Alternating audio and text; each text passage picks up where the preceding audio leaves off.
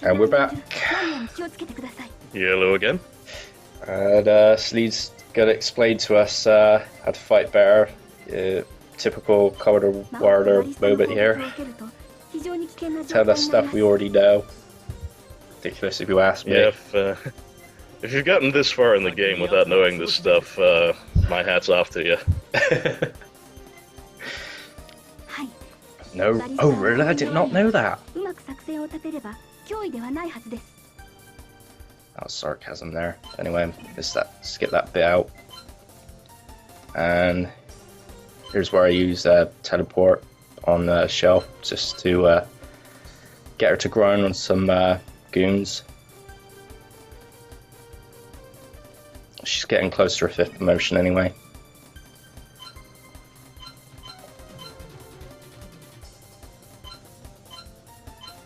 Yeah, I'm just huddling them all up like a football team or something. Or rugby if you're English like I am.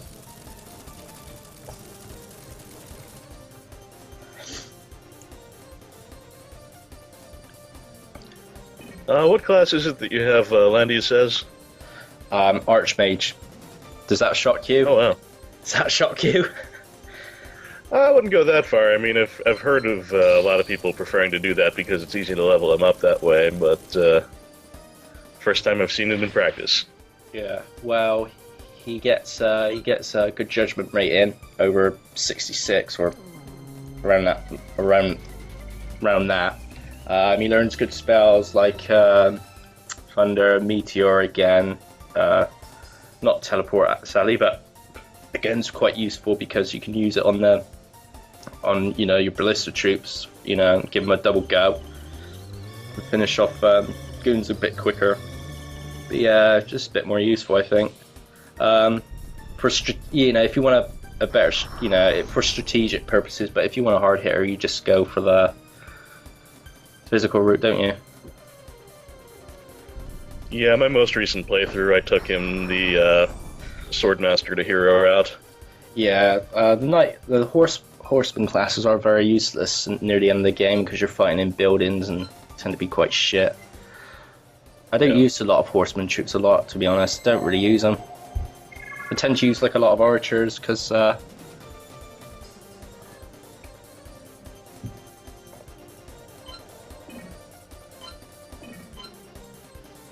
sure, I just heal ground with Celine. She's getting close to her queen promotion.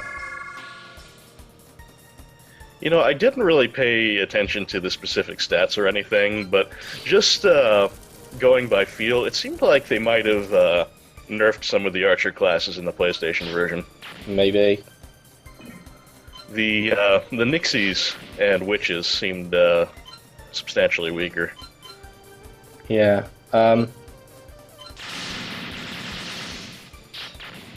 In what way? Less judgment, or judgment rate, or just crap attack? Well, judgment isn't really as much of an issue in that version because you always go at the same time as your commander. Yeah. Just one of those quirks of using the Langrisser 5 engine. But instead of lowering their judgment, they made it so that they can basically only attack every other turn. I see. And their attack stats seems to be lower. I mean, I haven't done a direct comparison, but I know I was hitting harder when I played through on the Saturn. Ouch. Hate Meteor. The Meteors remind me of Sephiroth for some reason. Sephiroth! There we go, she's promoted finally. Princess.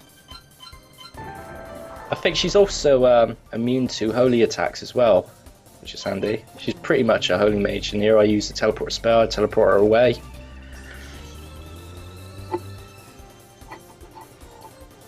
And I love the teleport spell, so useful. What is that? It's brilliant. I got two commanders using teleport spells for the win. Brilliant.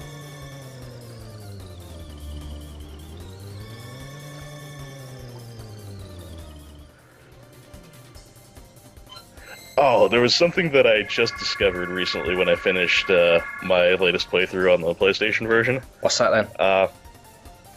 Now, in Scenario 2, it is really, really hard to keep McLean from getting killed on that version. I heard about that.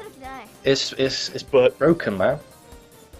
yeah, just again a quirk of having the whole thing changed over to the Langrisser 5 engine. He tends to just charge in and get himself killed in Scenario 2. But since he wasn't actually on your in your army at that point, I didn't think it would count. So I assumed as long as I kept him alive through the rest of the game after he officially joined me, that it would count as 0 retreats in the ending. Yeah. No, it counts. So yeah, you can basically have McLean's good ending ruined by the second scenario without even getting to control him. Yeah. So the PlayStation version is altogether the worst out of the 2 versions, because you said that it was problematic last time we did this commentary. Yeah, it's like they changed the whole thing to a completely different engine, but they didn't rebalance it in any way. No. And so things just don't work right some of the time. So yeah, really the only positive to it is the fact that it's the only one with the translation patch. Yeah, I heard that the Saturn is hard. Saturn ROM is hard to code or something, and that's why there's not a translation patch available for the Saturn. Sad, really. I know that Dragon Force 2. I don't know if you heard about Dragon Force 2 having a translation, but according to Victor Ireland, he's the guy who localized the first one. He didn't think it was a very good game anyway. So probably a waste of time localizing Dragon Force 2. But it'd be nice if they localized the Saturn version, because apparently it is better. At least it's how the game was intended to be played, rather than just shoehorning it into another engine, because it was easier to port that way. I didn't see the point in that. Just putting Langrisser 5 features into 4, where 4 is a different game anyway. Well, it's a slightly different gameplay anyway. Good news for you, Earn. Don't know if you heard about this already, but Guy Frame's in the process of getting translated. I had not heard that. I'm only passingly familiar with it. I know it's part of sort of the Langrisser backstory. What platform was that on? One of those old Japanese PC. I'm not familiar with Guy Frame at all, but I know it's like a late '80s game anyway. I think it's on the same format as Crested Gaia and F-LED. Okay. Probably an old Japanese. I don't know PC. what it's called either, but I know what you're talking about. Yeah. I like to know where it takes place in the canon, because according to D, I don't know if you're familiar with D, he basically translated their Langrisser and other Langrisser games. But he said that the Guy Frame game might take place after 5, because 5's supposed to end all,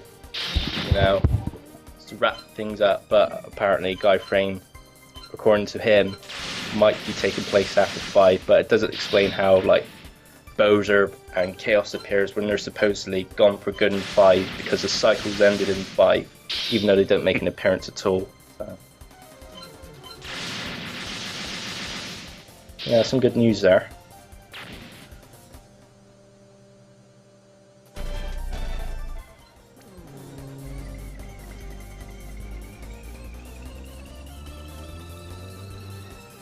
Yeah, I just used teleport.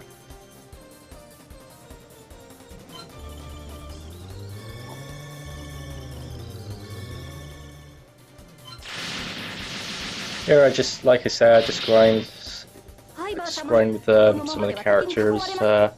It's pretty much an easy bow for me with the characters I got, but I just thought it'd be a good opportunity to just use it as a good grinding experience, Yeah,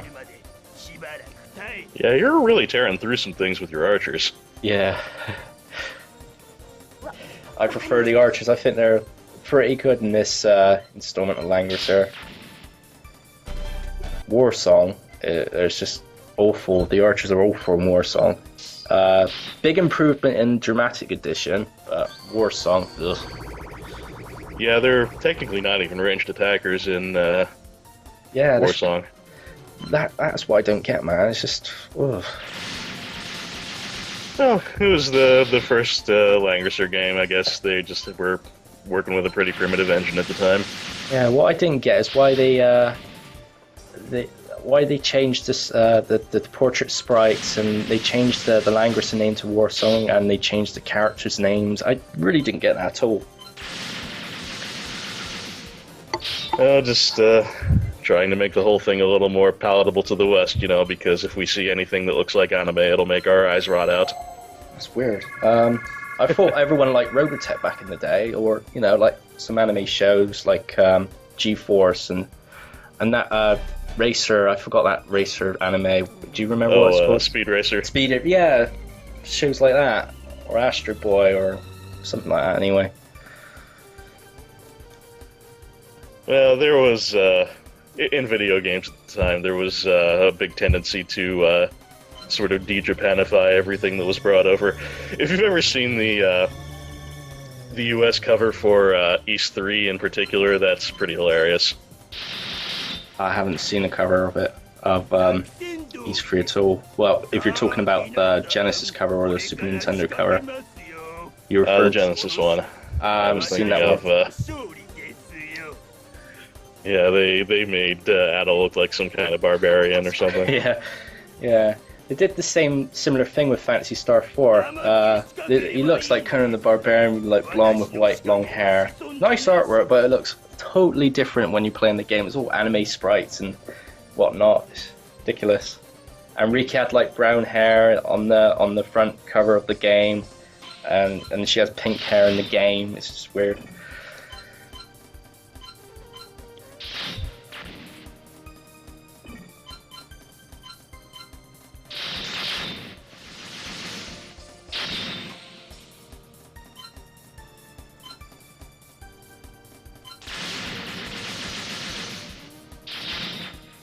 Yeah, I had trouble killing these dragons for some reason. They're supposed to be like flower types, and they're supposed to be supposedly weak against archer types, but I had a hard time with them for some reason. Oh look, another meteor spell, wow. Oh god.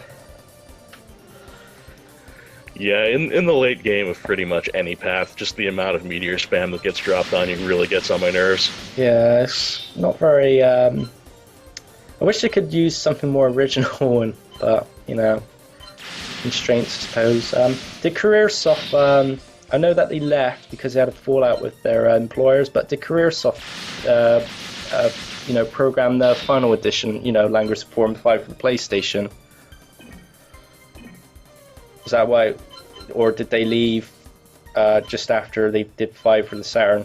Because I'm not too familiar with the fallout between CareerSoft and NCS or Messiah or wherever. Yeah, I'm really not too sure myself. Yeah. All I really know about the whole post-CareerSoft thing is that, by most accounts, Langrisser Millennium, which they had nothing to do with, was absolute garbage. Yeah, I heard about that. I haven't tried it. Never played it myself, but I haven't heard a good thing about it. So it kind of went down here the same way the Shining series went down here without Camelot after they left. You know, they left after Shining Force 3, and then we had Shining Soul. Ooh. I haven't touched the post-Camelot game at all. I don't know if you have. I just wouldn't touch them at all. I haven't, just because I heard none of them, that they just all turned into straight action RPGs. I really wish they would do another strategy RPG type one. They won't, because it's not commercially viable or some bullshit like that yet. And Nintendo like brings out a Fire Emblem game on their consoles or handheld. Rather, a lot of them. A lot of them, yeah.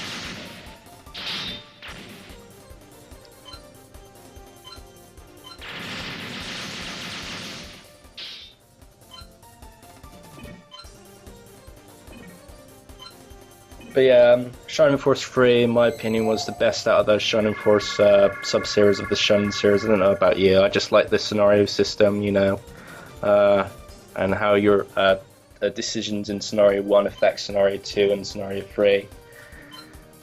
Felt Scenario 3 was a bit rushed, probably because of Camelot's disagreements with Sega at the time, so they just, and the Dreamcast launch, so they, I think they rushed with their product, I'm not too sure. Yeah, I have not played through all 3 parts of Shining Force 3 yet, just 1 and 2 so far. Yeah, fair enough. Okay, that's it for part 2. All right.